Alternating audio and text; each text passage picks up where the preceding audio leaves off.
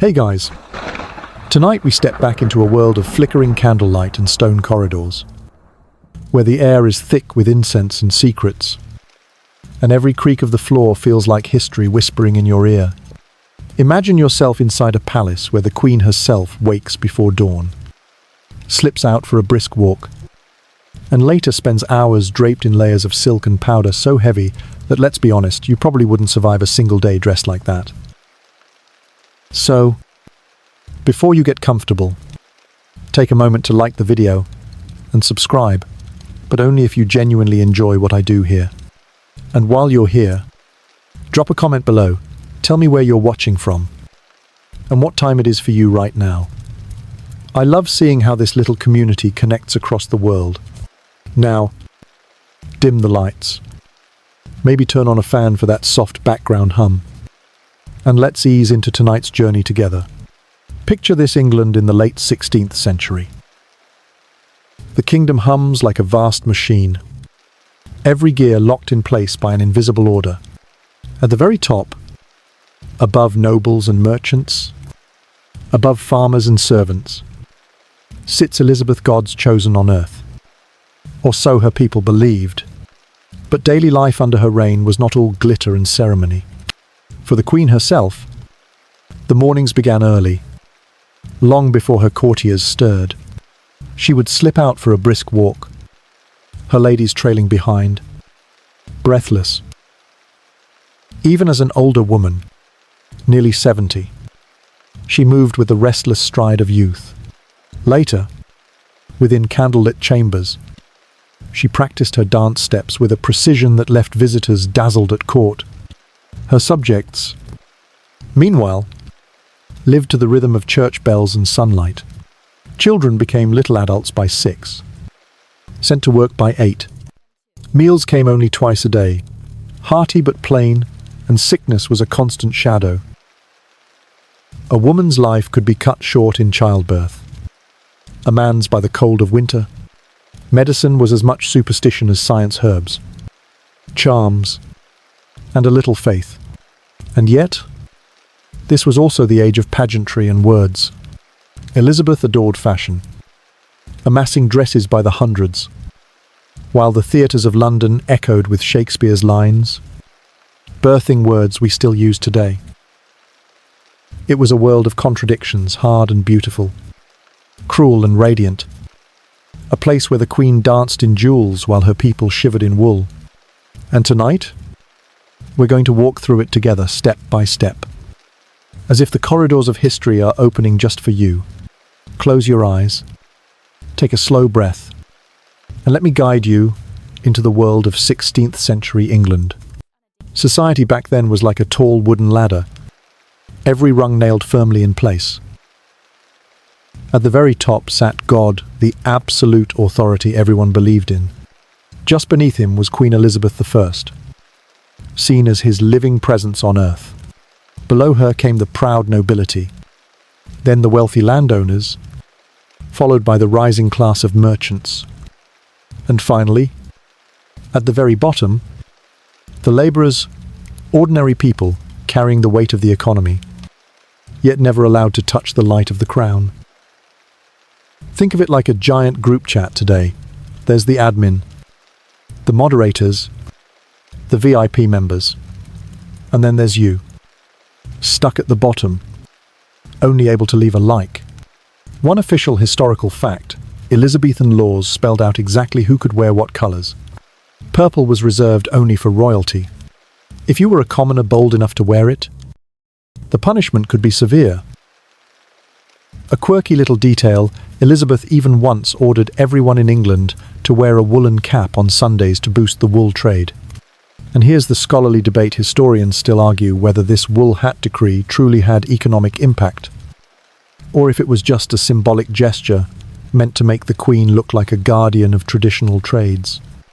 You might feel a familiar chill when looking at this rigid hierarchy, because even today, invisible social ladders still exist. At work, in school, in friend groups, there's always someone at the top calling the shots, and someone at the bottom silently doing the heavy lifting. Now picture yourself standing in an Elizabethan marketplace. Merchants shouting prices. The smell of bread baking. Children running noisily through the mud. And then a nobleman passes by, dressed in a cloak stitched with gold thread, leaning on a silver-tipped cane. Instantly, villagers bow and move aside. The hierarchy wasn't just theory, it was stitched into clothes, carved into church seating, embedded in every bow and curtsy. Here's another historical fact in church. Seating was arranged strictly by rank. Nobles up front, merchants and peasants crammed in the back. The odd little detail. Some records show villagers actually quarreled just to sit one row closer. And the academic debate, scholars still wonder whether this system truly reinforced royal authority or simply reflected pre-existing social customs. Funny, isn't it today? You just buy whichever cinema seat your ticket allows. Back then, choosing the wrong pew could get you scorned by the entire village. A little joke for you. If there had been movie theatres in Elizabethan England, nobles would have hogged the middle row, and peasants would be standing outside, trying to watch through the cracks. This hierarchy also shaped childhood. Childhood was shockingly short. At 6, you were considered a little adult. By 8, many children were already working. Historical fact records show children were often sent out as servants or apprentices before they hit double digits. Odd details, some poor families even signed contracts binding their 6-year-olds into service, just to survive. Historians still argue whether this prepared kids for harsh realities or whether it was simply exploitation in its rawest form. Feel that shiver. Imagine modern children, 6 years old, curled up, watching cartoons or fighting over a video game controller. Drop them into Tudor society and, well, they'd probably be in tears before breakfast. A bit of gentle humour here in that world. The age to start school and the age to start work were practically the same.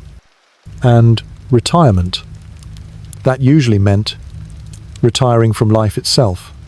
Food was another marker of rank. The rich stuffed themselves with meat and sugar.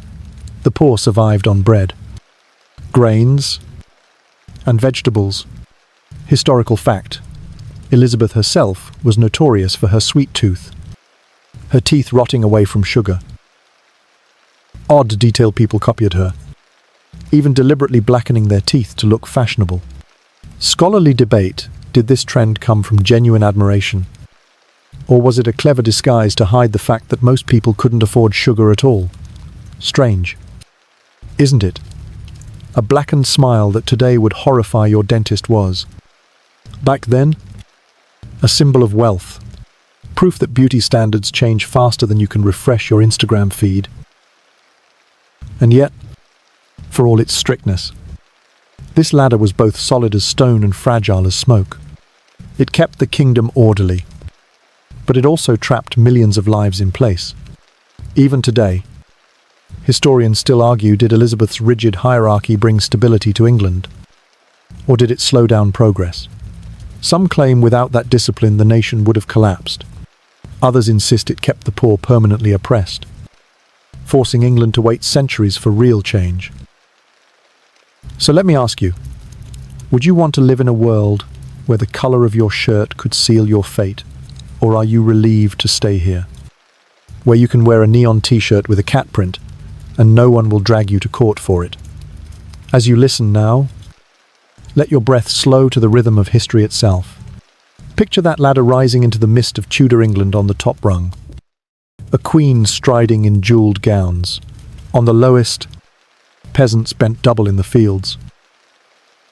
A portrait of contrasts, distant, yet familiar.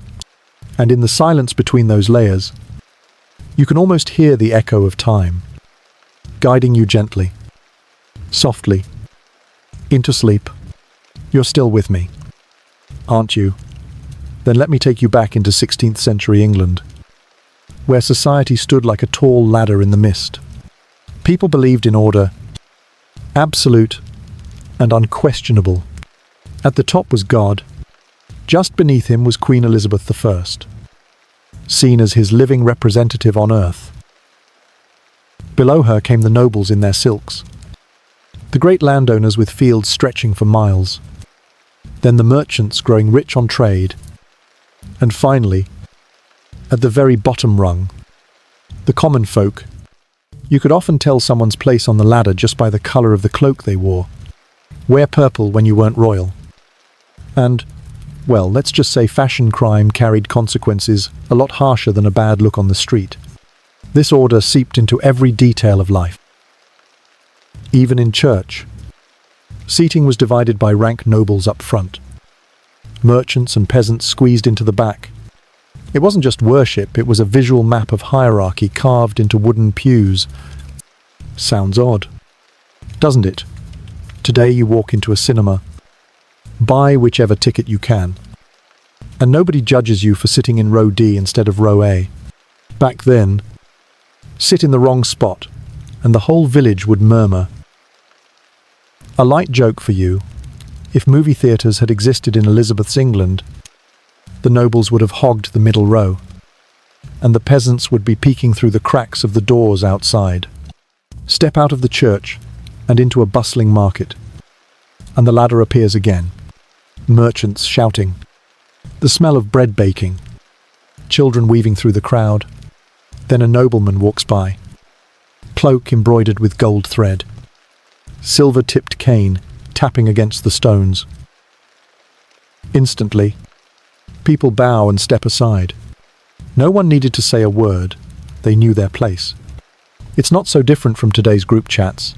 There's the admin, the moderators, the important people.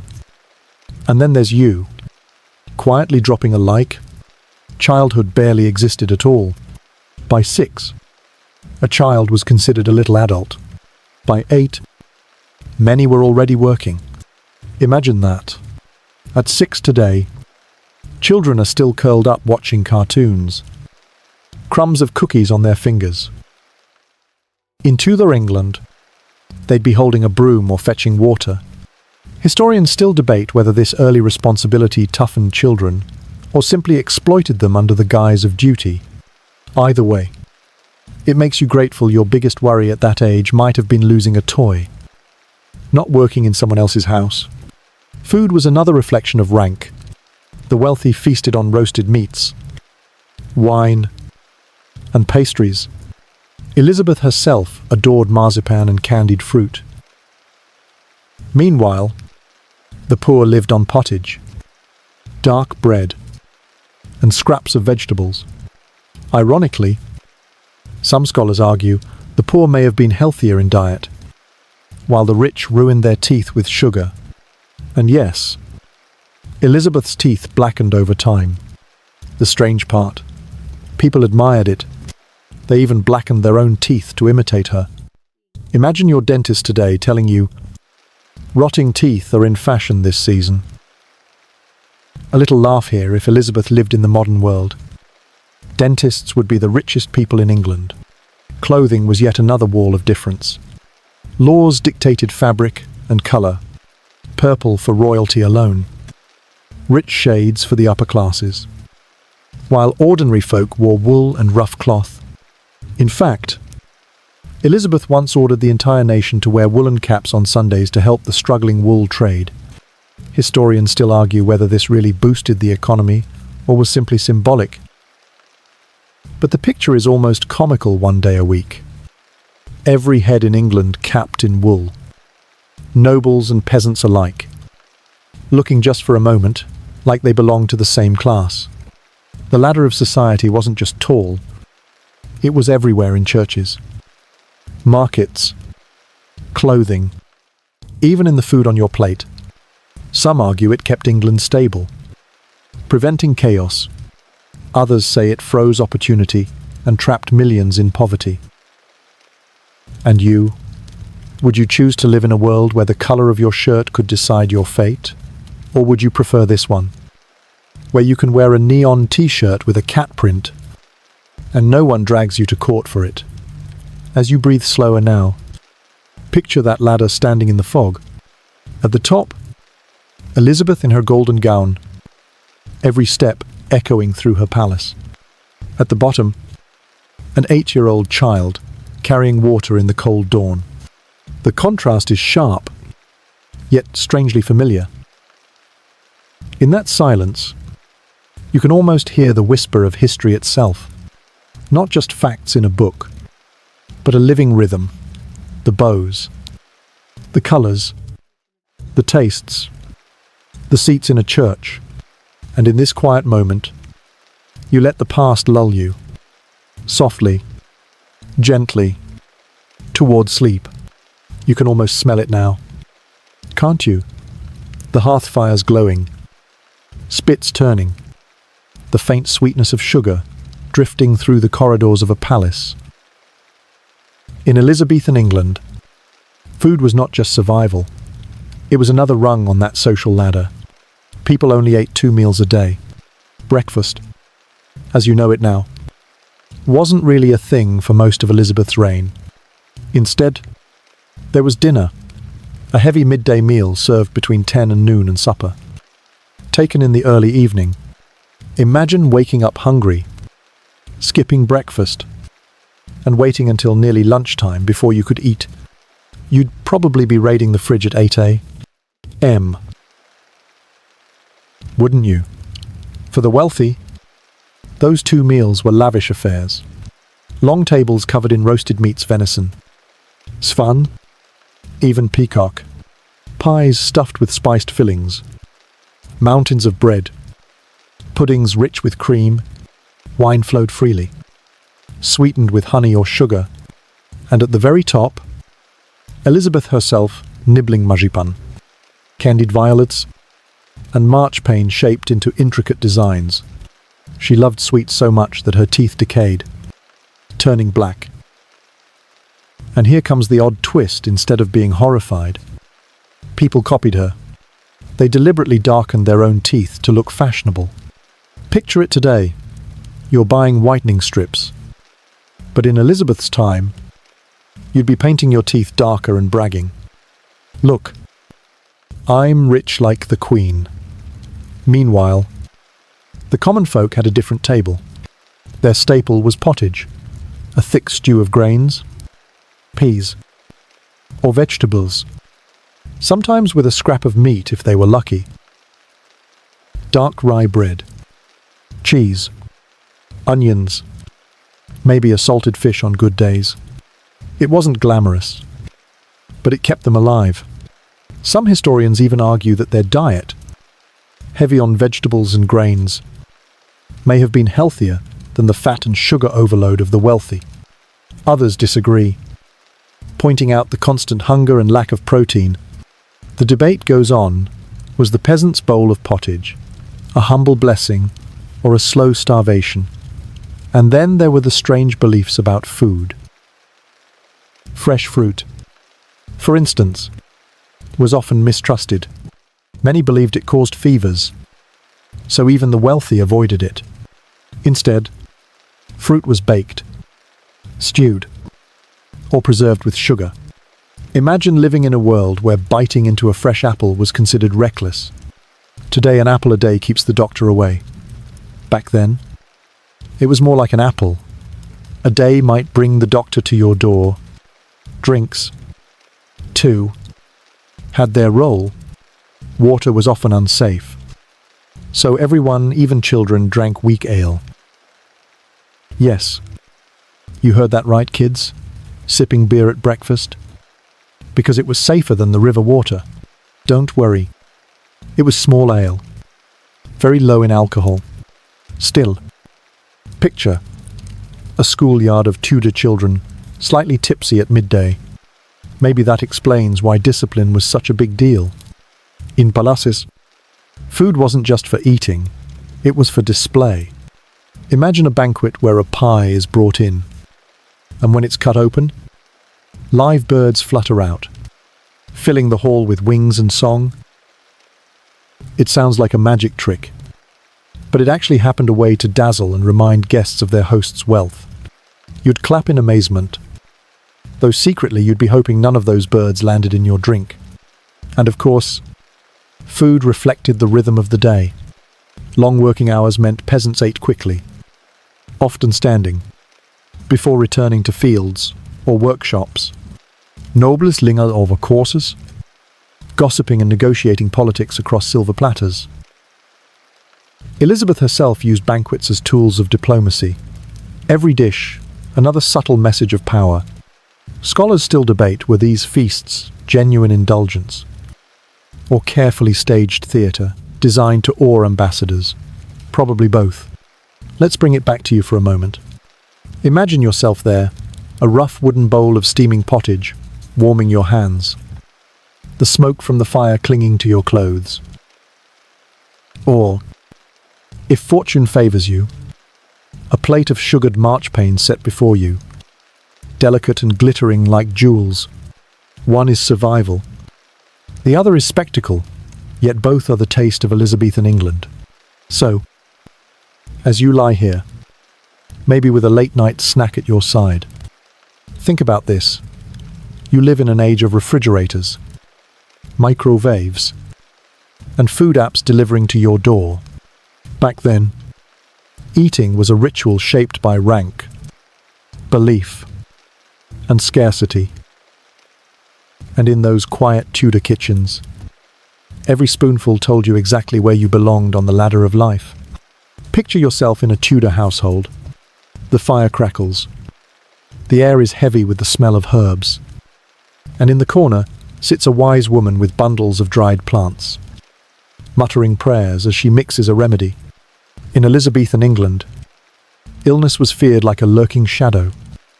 And the cures, well, they often sound more like experiments from a fantasy novel than real medicine. Illness touched everyone from the poorest peasant to Elizabeth herself. And with life expectancy hovering in the early 40s, disease was an ever-present threat. Childbirth was perilous. Epidemics spread swiftly.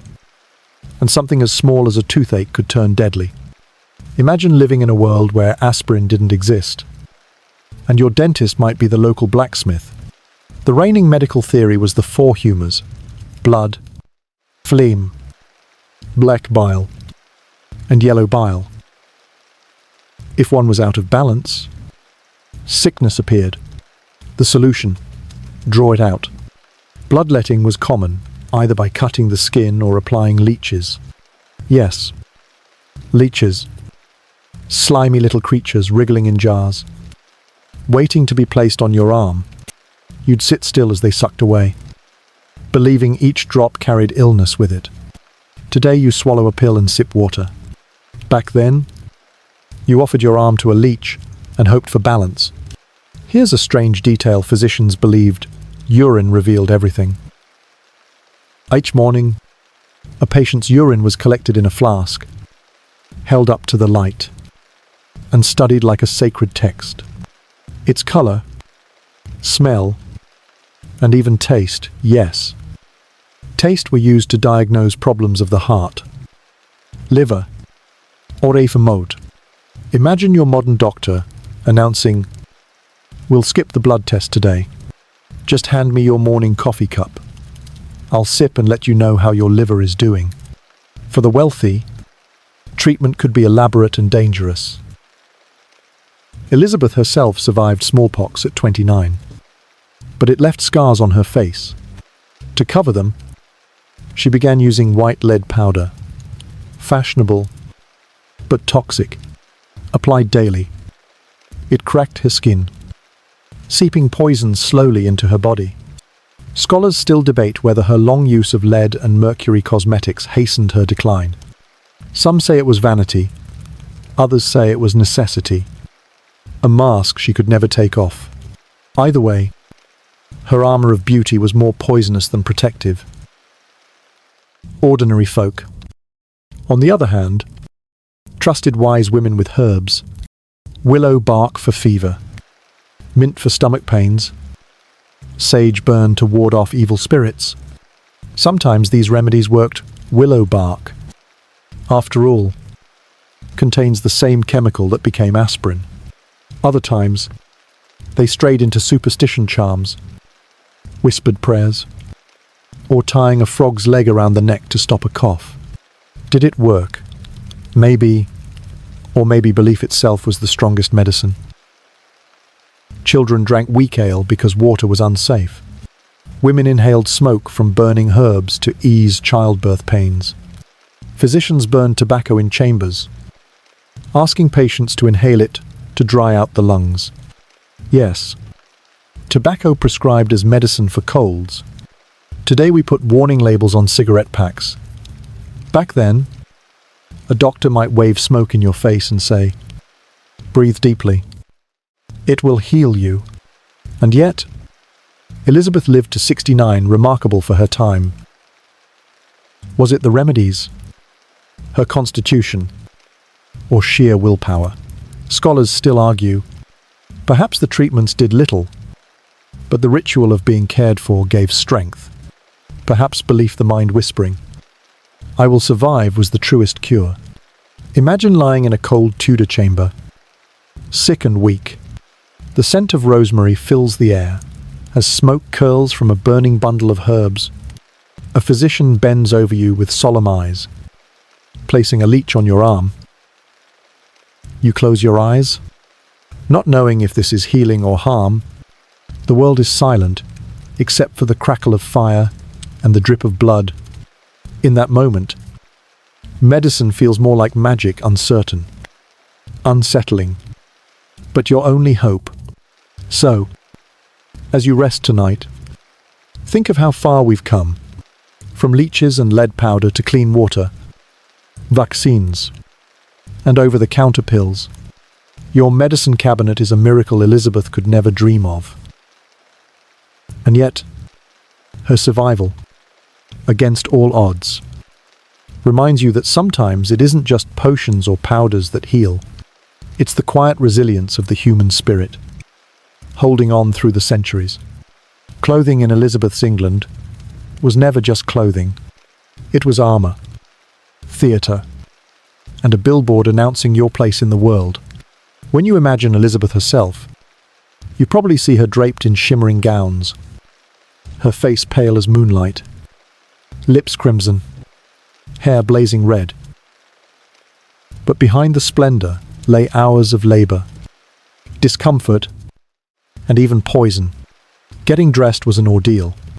A noblewoman's outfit could take nearly 2 hours to assemble.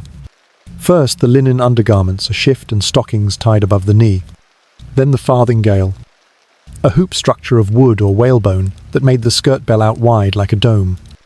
Next came the padded roll around the waist.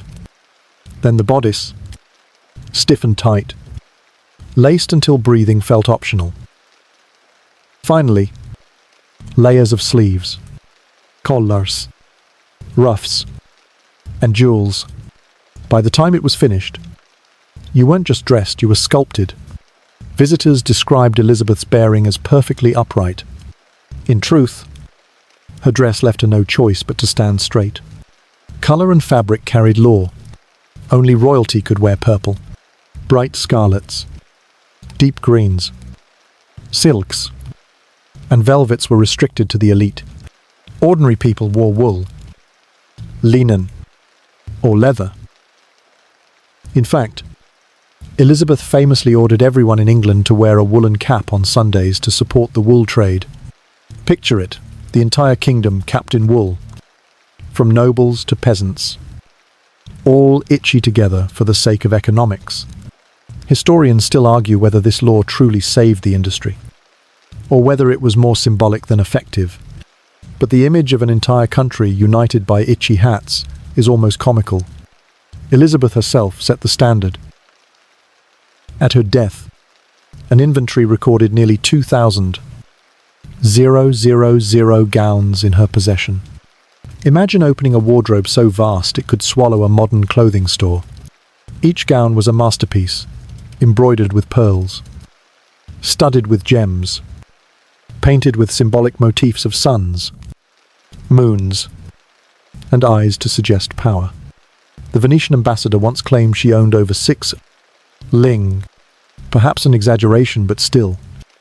Even 2,000 was enough that she never had to say, I've got nothing to wear. Beauty, too, was carefully constructed. Elizabeth's famous white face came from Venetian ceruse, a cosmetic made from lead and vinegar, smooth and luminous at first. But beneath the mask it cracked her skin and seeped into her blood. To redden her lips, she used cinnabar, a pigment containing mercury. For her hair, fiery wigs were glued with resin and dusted with powder to fight lice. Removing them left her scalp raw, and yet she endured. Why? Because her image was more than personal vanity. It was politics, power, and performance. Here's a curious twist. Her rotting blackened teeth, caused by her sweet tooth, became fashionable. Nobles deliberately stained their own teeth to match. Imagine your dentist praising cavities as the height of chic. A gentle laugh if Instagram had existed then. Number black tooth smile would have trended. Scholars still debate, did Elizabeth know her cosmetics were poisonous? Some argue she was fully aware, but accepted the risk, valuing her political mask above her health. Others believe she was genuinely persuaded by her physicians and cosmeticians that beauty preserved power. Either way, the irony remains, the very substances that built her immortal image may have shortened her life. But think about it when people looked at Elizabeth. They didn't see the woman gasping for breath in her bodice, or the cracks beneath her powder. They saw Gloriana, the Virgin Queen, radiant and untouchable. In a sense, the discomfort, the poison, even the lies of fashion worked. She became a symbol that outlived her body. Now, close your eyes and imagine the sensation. Heavy skirts pressing against your legs, stiff bodice squeezing your ribs, lace ruff scratching your neck, the perfume of roses and musk cloying in the air, so strong visitors sometimes sneezed. You shift uncomfortably, but cannot move too fast, cannot slouch, cannot let the mask slip. You are not just you anymore, you are an icon. And as you lie here now, grateful for soft fabrics and stretchy waistbands, I remember this. Elizabeth's fashion was both her prison and her throne. It carved her into a goddess, but at a cost she quietly carried. And perhaps that's why her portraits still shine centuries later, because sometimes history remembers the mask more vividly than the face beneath it. Language in Elizabeth's England was alive, restless, constantly shifting. To live in that world was to stand at the birth of modern English itself. Words were being invented, borrowed, reshaped every day, as if the language were a fire constantly fed with new sparks. At the heart of it all was Shakespeare. His plays introduced hundreds of words that still sit on your tongue today: gossip, fashionable, traditional, even simple words, like downstairs. Imagine hearing them for the very first time in a crowded London theatre. The smell of tallow candles and roasted nuts in the air. You wouldn't just be watching a play, you'd be watching the English language reinvent itself in real time. Scholars still debate how many words he actually invented versus popularized.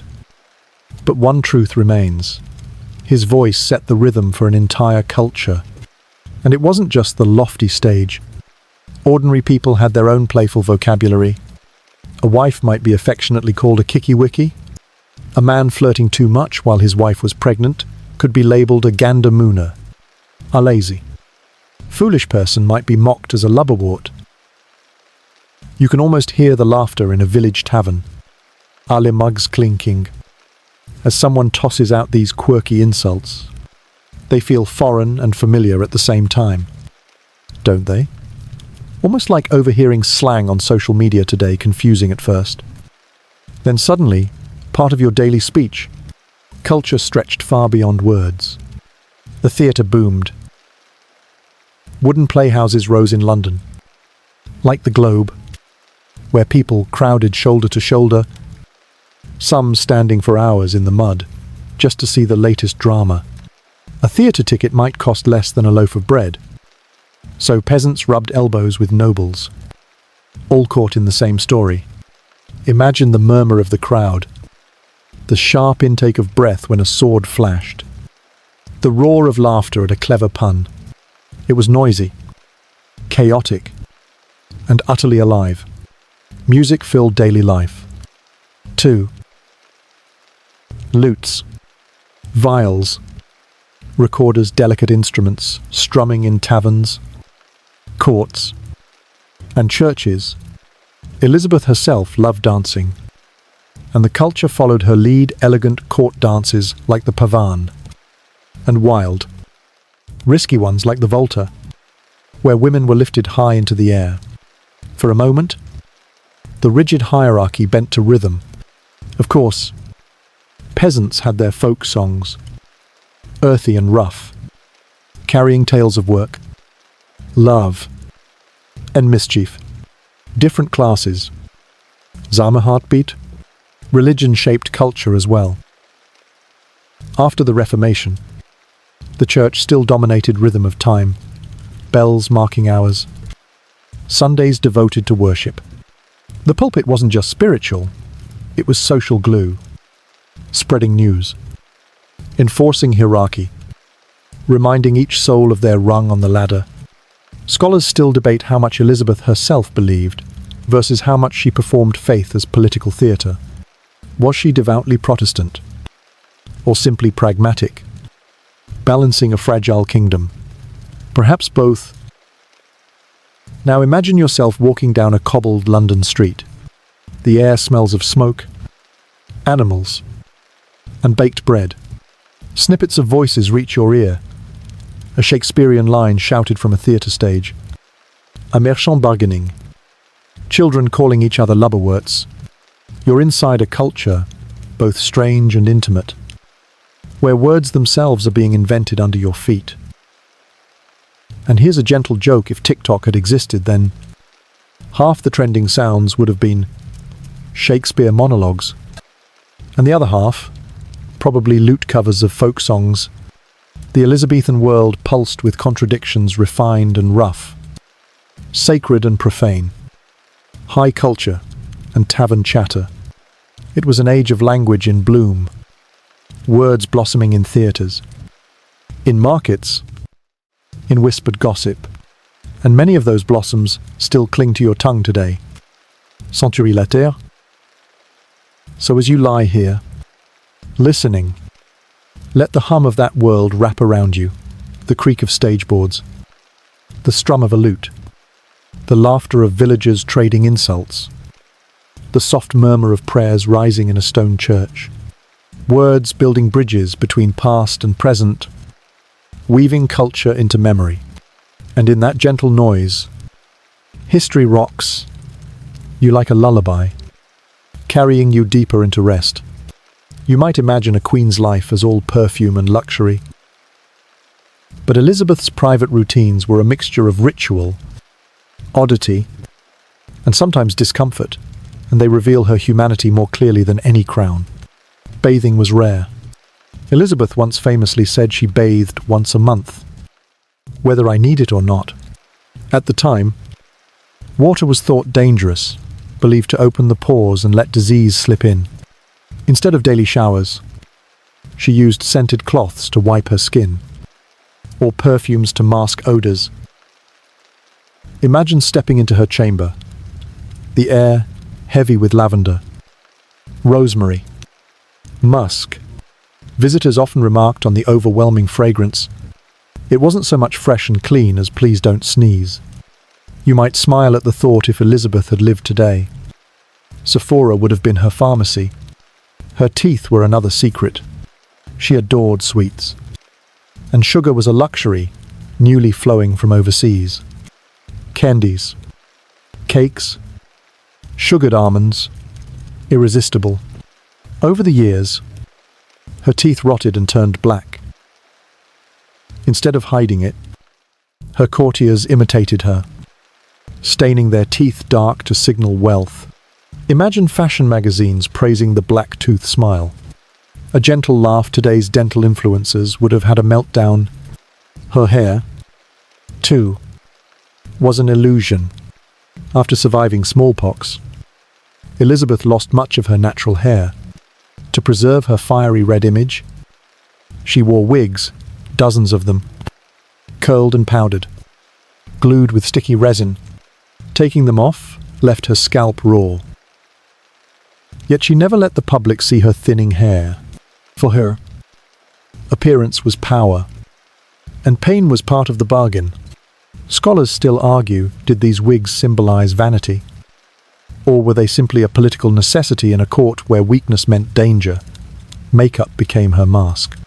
To cover scars, she used Venetian ceruse, a white paste of lead and vinegar. It gave her skin a porcelain glow, but poisoned her over decades. Cracks were filled with more powder, the cycle repeating. On her lips, mercury-based pigments created a dazzling red, a mask of beauty, but also of slow destruction. Did she know the risks? Historians disagree. Some believe she accepted the danger knowingly, because her image mattered more than health.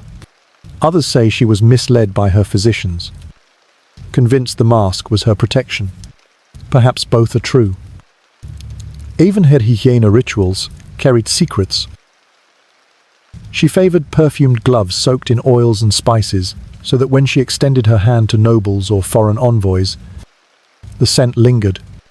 One Spanish envoy reportedly sneezed when kissing her hand, overwhelmed by the strength. The court laughed, and Elizabeth smiled. For her, even a handshake was political theatre. In private, she was meticulous in her routines. She washed her hands often, an unusual habit in her time. She plucked her eyebrows thin, then redrew them in dark arches. She powdered her wigs with fragrant herbs to ward off lice. She wore layer upon layer of clothing, sometimes keeping the same gown on for days, because changing was an ordeal. Imagine sleeping in a room filled with the smell of musk, roses, and glue from wigs, a cocktail of scents, both rich and suffocating. And then there were her secrets of the heart. Elizabeth never married, calling herself the Virgin Queen. But in her private chambers, she kept a ring with two portraits, one of herself, one of her mother, Anne Boleyn. In her loneliest moments, she would kiss it, whispering as if her mother could hear. Was it grief, comfort, or strength? Historians still wonder. Some say she avoided marriage to keep power in her own hands. Others believe her mother's tragic fate scarred her too deeply to risk love. Imagine her sitting awake at night, long after the courtiers had gone. Wigs set aside, powder cracked on her skin, teeth aching, body weary, alone on her cushions. The Queen of England cradled a tiny ring, not a scepter, not a crown, but a relic of love and loss. And yet, she never let the mask slip in public. To the world, she was Gloriana, radiant and immortal. In private, she was a woman carrying scars, perfumes, and secrets. So as you lie here now, safe in your own bed, take comfort in this. Even the most powerful queen in Europe wrestled with the same human struggles: how to present herself, how to endure pain, how to hold on to memory. Her private world was a mixture of fragrance, illusion, and longing.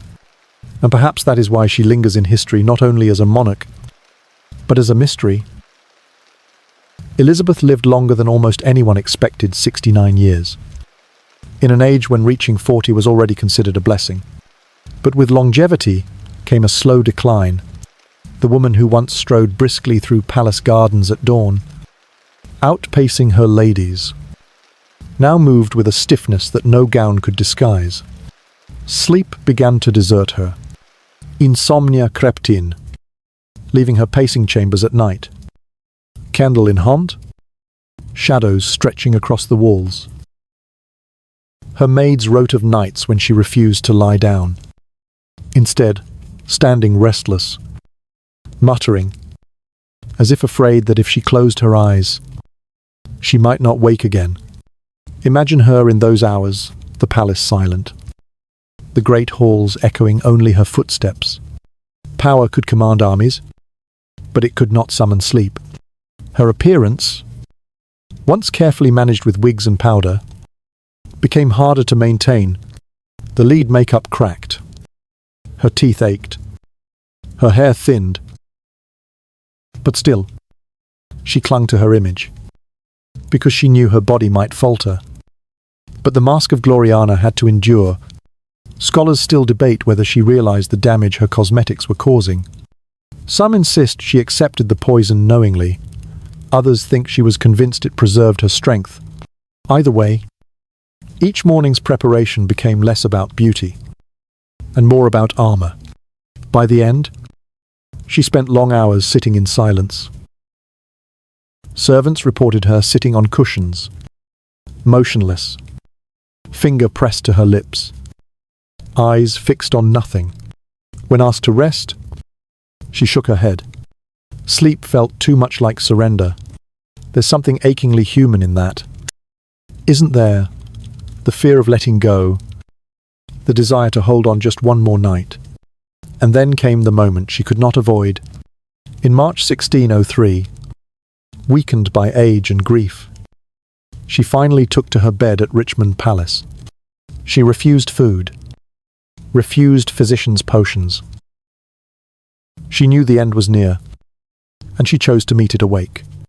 A curious fact, she insisted no one should move her to another chamber, as if staying in her chosen spot gave her control over her final act. Scholars still discuss why she resisted so strongly. Was it fear of death, or fear of losing the image she had built for decades? In her last hours, she slipped into a kind of trance. The courtiers who once filled her chambers with music and flattery now watched in silence as the Virgin Queen, the woman who had ruled for 45 years, lay still. On March 2004, she was gone. The crown she never shared passed to James VI of Scotland, uniting the thrones, and with her death, the Tudor dynasty ended. But Elizabeth's image, that pale face, that fiery hair, that indomitable spirit lived on, painted, sung, and remembered. Now picture her one last time, not in a jeweled gown, not in a portrait of glory, but in the quiet of her chamber. The candles flicker. The night is deep. A woman sits awake, weary, stubborn, regal to the last. She does not close her eyes until history itself insists. And as you rest tonight, take her story with you, that even queens cannot command time, that even power bends to sleep, and that sometimes the bravest act is finally letting go. Imagine this. Every gesture Elizabeth made was calculated, yet graceful. She understood that as a female ruler in a male-dominated world, her survival depended not just on laws or armies, but on symbols. In many ways, she was the first monarch to master what we'd now call public relations. Her progresses' long royal tours through the countryside were more than travel. They were performances of majesty. Villages scrubbed their streets. Nobles bankrupted themselves, hosting her, and Elizabeth appeared as a living vision of glory. For commoners, seeing the Queen was like a holy encounter, a glimpse of divine authority in silk and jewels. For Elizabeth, it was a reminder power lived not just in Westminster, but in the hearts of her people. And then there was her cult of the Virgin Queen. She never married, never named a successor, and turned her single status into a symbol. She became wedded to her kingdom, her body politic, more enduring than flesh. Portraits showed her surrounded by suns, moons, and rainbows imagery, suggesting eternal youth. eternal rule. Scholars still debate whether this was strategy or necessity. Did she avoid marriage to keep control, or was she haunted by her mother's fate? Unable to trust love? Perhaps both. One curious ritual, Elizabeth carefully choreographed how she was seen in public. She often delayed her appearances, making courtiers wait for hours. By the time she entered, silence fell. Hearts raced. It was theatre. Pure and deliberate. In a sense, she invented the fashionably late entrance, except when she arrived. She wasn't just admired, she was worshipped. A light joke for you: if Elizabeth had a modern Instagram, she'd post once every few weeks. But each post would break the internet.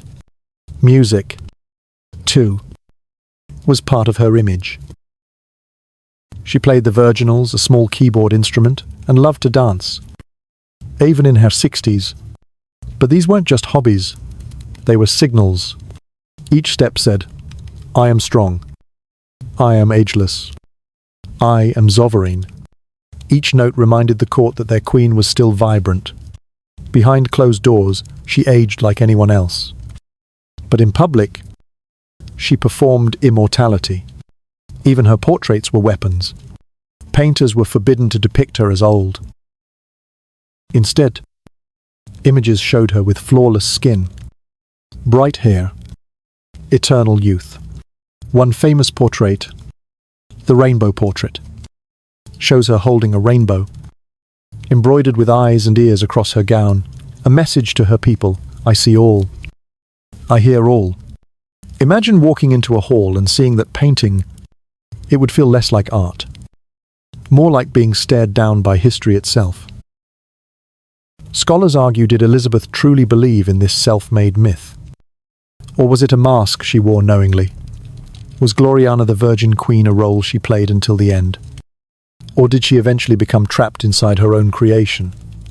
The line between reality and performance blurred so deeply that perhaps even she could not tell.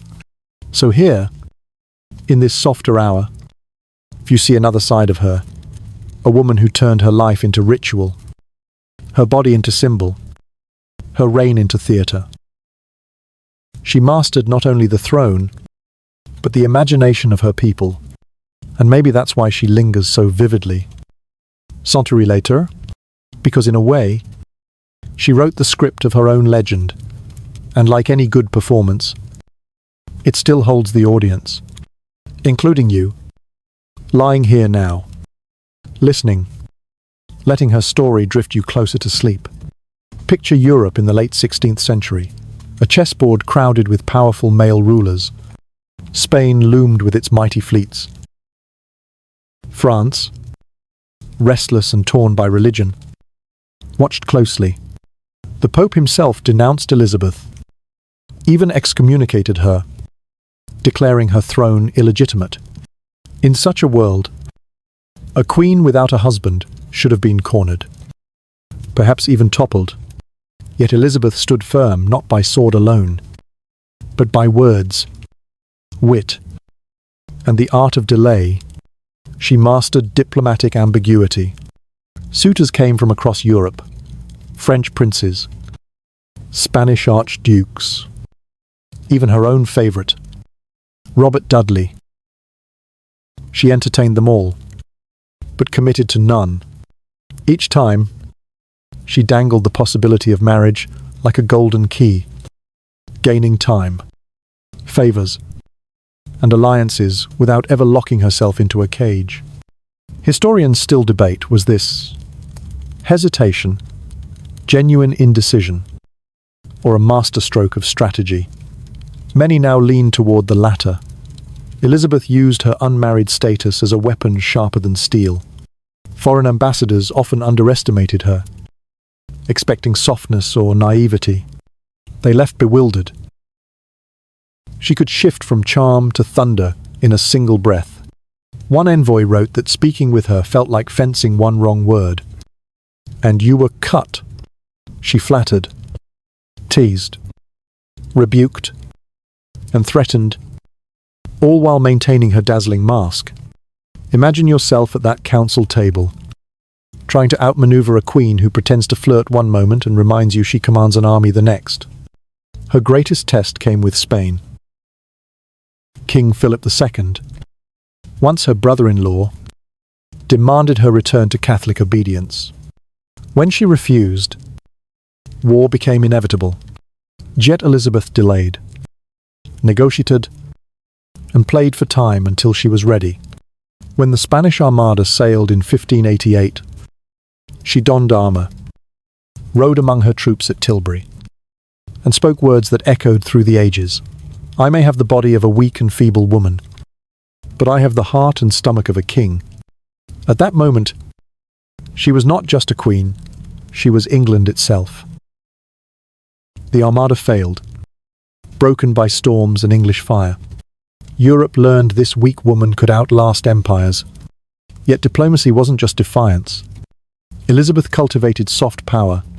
Her court became a stage of glittering spectacle, impressing foreign visitors with dances, masks, and banquets. Each gown, each juvel, that was a political statement. England was rich, cultured, unbreakable. Scholars still argue whether the extravagance strained the treasury or secured alliances. But the effect was undeniable. Elizabeth turned her image into her nation's shield. She also understood the value of words, letters in her own hand, carefully composed in Latin or French, swayed kings and princes. Her ability to code switch between tenderness and firmness, flirtation and command, made her unique among monarchs. In a Europe of blunt swords, she fought with velvet gloves that concealed iron fists.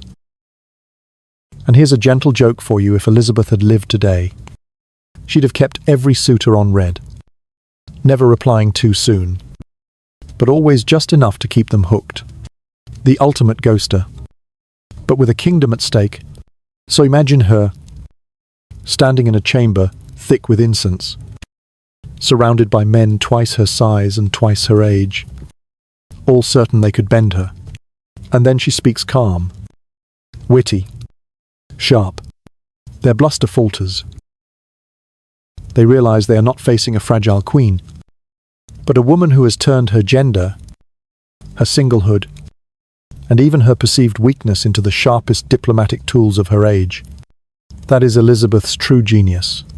She survived not by imitating men, but by reshaping the game so only she could play it. And perhaps that's why her reign endures as a golden age, because in a Europe ruled by kings, she proved that sometimes the strongest player on the board is a queen. Imagine a peasant in a village, calloused hands gripping a wooden hoe. For him, Elizabeth was not a daily presence, but a distant sun unseen. Yet felt. Taxes bore her name. Prayers in church invoked her. Coins carried her face. She was both far away and intimate, both unreachable and somehow always in his life. For many of her subjects, Elizabeth was less a human being than a kind of protective spirit, their virgin queen, set apart. And yet, she sought their love. Unlike monarchs who locked themselves in palaces, Elizabeth made a habit of going out among her people. Her royal progresses, journeys through towns and countryside were legendary. She travelled with a glittering train, sometimes hundreds in her retinue, and ordinary folk lined the roads for a glimpse. Imagine the excitement a dusty village transformed overnight. Banners hanging from windows, flowers strewn on paths, children craning their necks just to glimpse her red hair catching sunlight. For many, that single moment of seeing her became a memory passed down for generations. There's a story of her stopping to speak with an old woman who offered her a sprig of rosemary.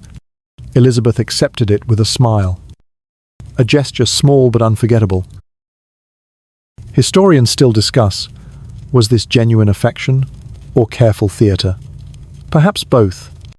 But for the villagers who watched, it was proof their queen saw them. Not just the nobles around her, Her popularity was her armor. She ruled at a time of plots, rival claimants, and religious tension. The Pope urged Catholics to defy her. Spain threatened invasion. Yet the loyalty of her subjects held the kingdom together.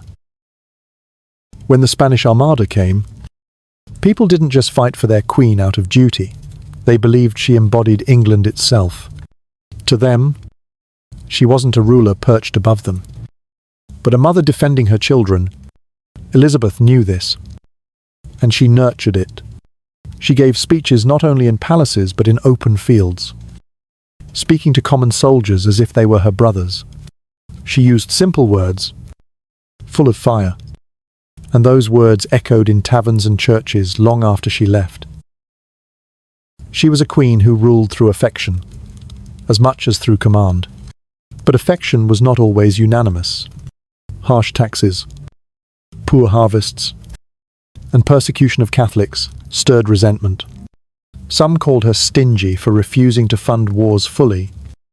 Others whispered she was too indecisive. Scholars still debate whether her frugality preserved stability or starved England of military strength. Yet even in discontent, many subjects clung to her as a symbol of stability in a world trembling with change. Now picture yourself as one of her people.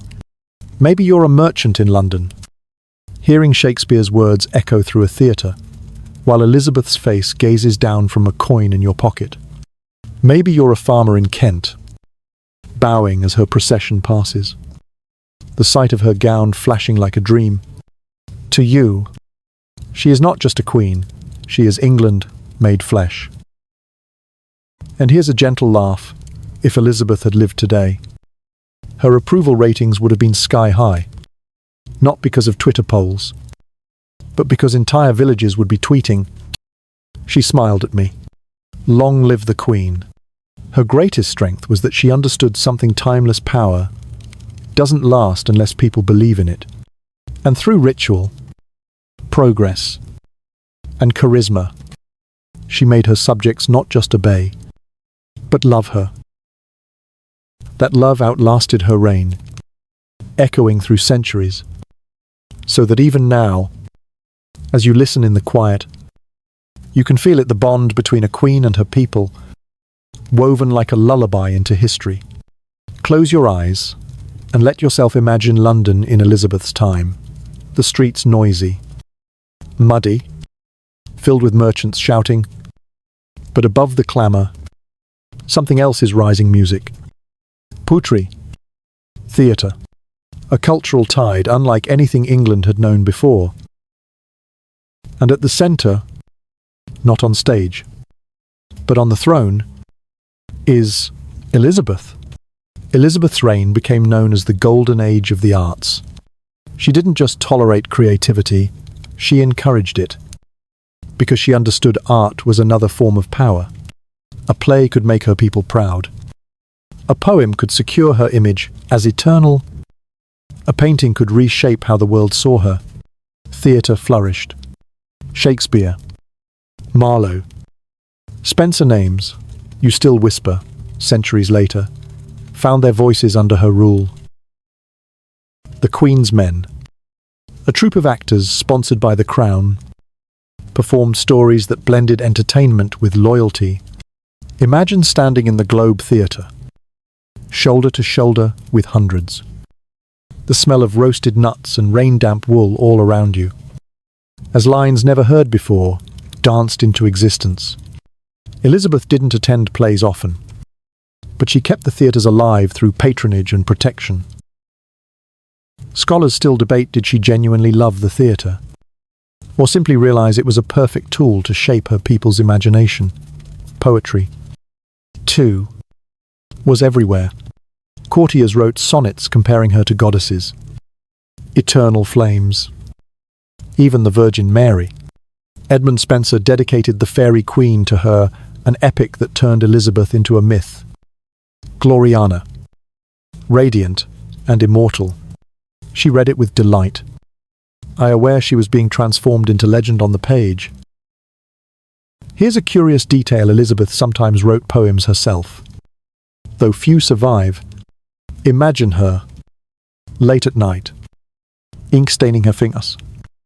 A queen writing verses that only a handful would ever read. Music followed her everywhere. Elizabeth could play the virginals, a keyboard instrument, ancestor of the piano, and she loved to dance. Court musicians filled her halls with lute songs, madrigals, and anthems. Ordinary people sang ballads in taverns, many written to praise her victories or mock her enemies. Music was both entertainment and propaganda. A melody could lift a people's spirit faster than a royal decree. And then there was visual art. Elizabeth controlled her portraits carefully. Painters were instructed to depict her as youthful, flawless, ageless, wrinkles erased, scars hidden, power emphasized. She became a canvas for symbolism, suns, moons, rainbows, eyes and ears embroidered on her gowns. One famous portrait shows her holding a rainbow, a message to her people. Peace comes only through her. Imagine walking into a hall and seeing her image stare down at you, eternal and unblinking. It was more than paint, it was spellcraft. Of course, not everyone was pleased. Puritans condemned theatres as dens of sin, calling them distractions from God. Some nobles grumbled about the cost of masks and pageants staged for the Queen's delight. Historians still argue, did Elizabeth's patronage of the arts truly nurture genius? Or would Shakespeare and his peers have thrived anyway? The answer may never be certain, but what is certain is that under her, art became inseparable from politics. Creativity and power danced together, like partners in a volta. Now imagine yourself walking through Elizabethan London at dusk. A lute strums from a tavern, laughter spilling into the street. The glow of torches lights up a playhouse, where Shakespeare's words are reshaping English forever. And above it all, in her palace, Elizabeth listens, smiles, and lets the art echo outward, knowing each note, each line, each brushstroke is another thread weaving her legend. And here's a light laugh for you, if Elizabeth had lived today. She wouldn't just be queen, she'd have Netflix deals, Spotify playlists, and her portraits would go viral as memes. So when you hear the phrase, Elizabethan Golden Age, remember, it wasn't just politics or war, it was theatre and poetry, music and art, all flourishing because one woman understood that stories, songs, and symbols could rule hearts as surely as any army. Imagine standing on the docks of Plymouth. The air sharp with salt, sails flapping, ropes creaking, men shouting. England, once a small island kingdom, now turns its gaze outward across oceans. And behind it all, encouraging, calculating, sometimes pretending not to notice the risks, is Elizabeth. Exploration was science in motion. Navigators studied the stars, charts, and the newly improved compass. Our voyage tested not just courage, but mathematics and observation. Ships became floating laboratories, carrying instruments as well as cannons. The Queen understood knowledge of the seas was as valuable as gold itself. Francis Drake embodied that spirit. In 1577, he set out to circumnavigate the globe, only the second man in history to do so. 3 years later, weathered and triumphant, he returned with treasures, maps, and stories that expanded England's vision of the world. Elizabeth knighted him on his ship, the Golden Hind. Scholars still debate, was she honouring science, or sending a warning to Spain that England's reach now spanned oceans? Likely both. Walter Raleigh carried exploration into myth. He sailed to the Americas, claimed lands in Virginia, named, of course, after his Virgin Queen, and sponsored expeditions like the ill-fated Roanoke colony. People whispered about him laying his cloak over a puddle so Elizabeth wouldn't wet her feet, perhaps. Apocryphal. But it shows how tightly exploration and romance, politics and story, became entwined in her reign. Curious little detail. Raleigh also brought back potatoes and tobacco. Potatoes took time to catch on, but tobacco became a fashionable indulgence, even a supposed medicine. Imagine the court coughing elegantly through clouds of smoke, believing it cleansed the lungs. A strange kind of science, but a science nonetheless. And beyond the individuals, there was the larger dream empire. England was late to the game, with Spain and Portugal already entrenched overseas. But Elizabeth gave cautious support to privateers, captains who were both explorers and pirates, raiding Spanish treasure fleets while mapping new waters. It was a delicate balance. Publicly, she scolded them. Privately, she accepted their gifts of gold. Historians still argue whether she was deliberately building the seeds of empire or simply improvising, playing catch-up to rivals. Science and exploration also meant new ways of thinking. Navigation manuals circulated. Astronomy grew. Maps became works of art as well as tools. Each discovery pushed the edges of the known world outward. Imagine seeing, for the first time, a detailed globe with oceans stretching wider than your imagination, and realizing England's fate no longer stopped at its shores. Now, picture yourself on deck at night. The ocean is endless. Stars burning above. A sailor traces constellations with a calloused finger, whispering prayers. His life dependent on mathematics, faith, and luck. Back in her palace, Elizabeth waits, weighing risks and rewards, knowing each voyage carries both promise and peril. And here's a light joke: if Elizabeth lived today, she'd probably keep NASA, SpaceX, and Google Earth, all on speed dial, not because she planned to travel herself, but because she knew whoever charted the unknown would shape the future. So when you think of Elizabeth I, don't just see her in gowns or portraits. See her, too, in the spray of the sea, in the battered sails returning with maps and mysteries. Her reign was not only a theatre of words and rituals, but also a launching point, a moment when a small island began to imagine itself as a world power. And perhaps that is her greatest legacy, not just the Virgin Queen who guarded her throne, but the monarch who opened England's eyes to horizons far beyond sight. When Elizabeth came to the throne in 1558, England was a house divided. Her father, Henry VIII, had broken from Rome. Her half-sister Mary had tried to pull the country back to Catholicism, burning Protestants in the process. By the time Elizabeth wore the crown, the kingdom was weary, suspicious, and fragile. She knew she could not please everyone. So she chose a middle path, what came to be called the Elizabethan religious settlement.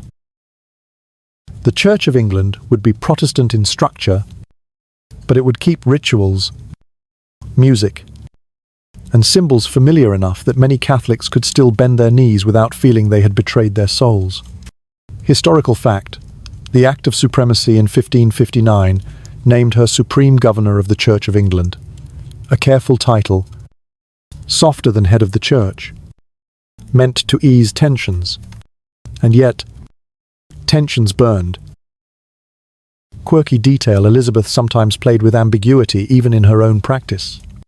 She disliked long sermons, preferred music and ceremony, and kept crucifixes in her chapels, even though many hardline Protestants wanted them removed.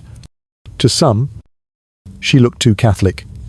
To others, too Protestant. Scholars still debate, was this inconsistency political theatre, or simply her personal taste? Perhaps both. Beyond England, she became a target. In 1572, Pope Pius V issued a papal bull excommunicating her, declaring her illegitimate. and releasing her subjects from loyalty. It was like placing a bounty on her head. Catholic plots bloomed whispers of assassins, conspiracies to replace her with her cousin Mary, Queen of Scots. Elizabeth responded cautiously but firmly. She avoided persecuting all Catholics outright, but she cracked down hard on those accused of treason. It was a grim balance: tolerate faith in private, punish disloyalty in public. The story of Mary, Queen of Scots, lies at the heart of this struggle. Mary was Catholic, with a strong claim to the English throne, and for years Elizabeth kept her under house arrest. To execute a fellow queen was unthinkable, but to release her was more dangerous. Finally, after plots tied directly to Mary's supporters were uncovered, Elizabeth signed her death warrant, then claimed regret. Scholars still argue whether her hesitation was genuine or a political mask, but in 1587, Mary was executed, and Elizabeth's reign became more secure, at least for a time. Religion wasn't just politics. It was culture. Parish churches shaped the rhythm of daily life bells, calling people to service. Festivals marking the year, sermons teaching obedience. Under Elizabeth, those rhythms stabilized after decades of upheaval. People might grumble, whisper, or secretly practice old rites, but the kingdom no longer lurched violently between extremes. Stability, in an age of fire, was a kind of miracle. And here's a gentle joke for you: if Twitter had existed in Elizabeth's time, half the tweets would be arguments about who's the real church, and Elizabeth would quietly mute them all, sipping wine while pretending not to see. By the end of her reign, the settlement held. Not perfectly, not peacefully, but firmly enough that England avoided the civil wars tearing apart France and the Low Countries. Elizabeth's genius was not in erasing conflict, but in containing it, balancing on the knife edge of faith, refusing to fall too far to either side. Now, as you rest, imagine her in chapel, the candles glowing, music rising, Elizabeth kneeling in her stiff gown. Around here, courtiers watch, whisper, judge. Is she Catholic, Protestant, something in between? She does not answer. She simply prays in silence, and in that silence, she holds a kingdom together. Elizabeth died in March of 1603, after more than 40 years on the throne. By then, she had reigned longer than any Tudor before her, guiding England from the turbulence of her father's break with Rome and her sister's persecutions into an era that people would later call a golden age. Her passing ended the Tudor line, and the crown passed to James VI of Scotland, uniting the two kingdoms under one ruler. But Elizabeth's shadow never left. Her legacy was not just political stability, though she brought that, not just naval victories, though the defeat of the Spanish Armada in 1588 echoed across Europe, and not just cultural splendor, though Shakespeare, Spencer, and Marlowe blossomed under her reign. What she left behind was something more elusive, an image, a memory, a legend that became larger than the woman herself. To her people, she was the Virgin Queen, the mother of the nation. They remembered her progresses through the countryside, her speeches that stirred armies, her refusal to marry so that she could claim she was married to England. To foreign powers, she was Gloriana, a monarch who outfoxed kings and popes, turning supposed weakness into unmatched strength. Scholars still debate her contradictions. Was she cautious or indecisive? Was she tolerant or simply pragmatic? Did she rule with compassion or calculation? The truth likely lies in all of these. Elizabeth mastered the art of balance between Protestant and Catholic, war and peace, femininity and authority. In a century when women were not meant to rule, She held the crown for nearly half a century and left it secure. Her portraits continued to hang long after her death.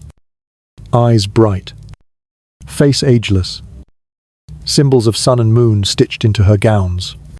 Painters never showed her old, never frail. In memory, she remained eternal.